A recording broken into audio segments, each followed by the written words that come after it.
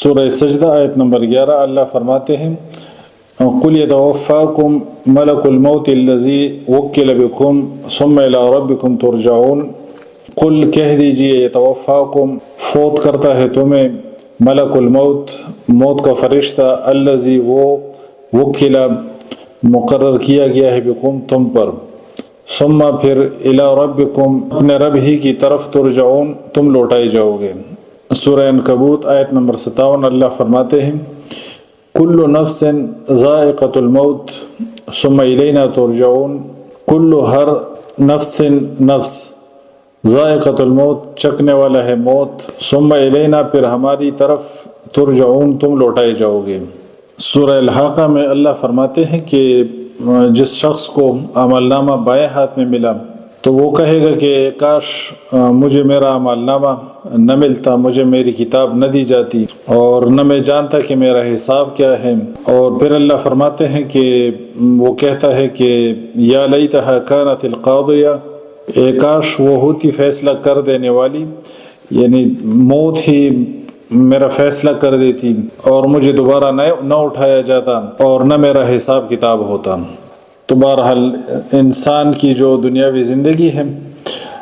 یہ مختصر زندگی ہے، لیکن اس حقیقت کو جاننے کے باوجود اکثر انسان اس طرف سے غافل رہتے ہیں اور اس طرف توجہ نہیں جاتی۔ جو لوگ اس طرف توجہ کریں، اس میں غور و فکر کریں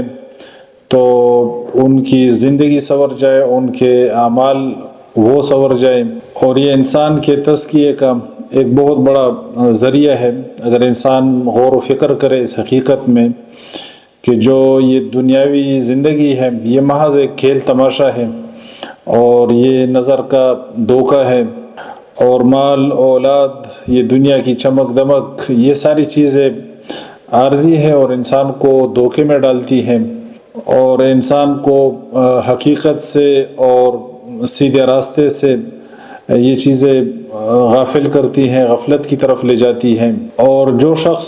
دنیاوی زندگی کی اس حقیقت کو سمجھ گیا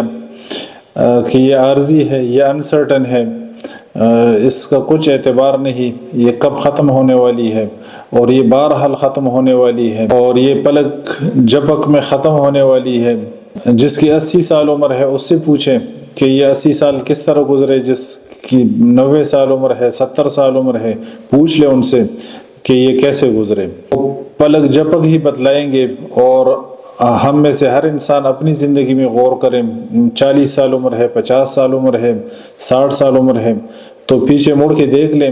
تو یہ ایک پلک جھپک ہی تھی اور کچھ نہیں تھا۔ تو یہ غور و فکر کرنے سے انسان کا تزکیہ ہوتا ہے، انسان کی اصلاح ہوتی ہے، اور اس سے غفلت جو ہے اس کی وجہ سے انسان کے اعمال بگڑتے ہیں،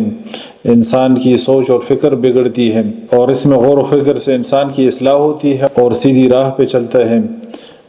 تو اس گفتگو کا مقصد یہ ہے کہ ہم اپنی اصلاح کریں، ہم ان حقائق میں غور و فکر کریں۔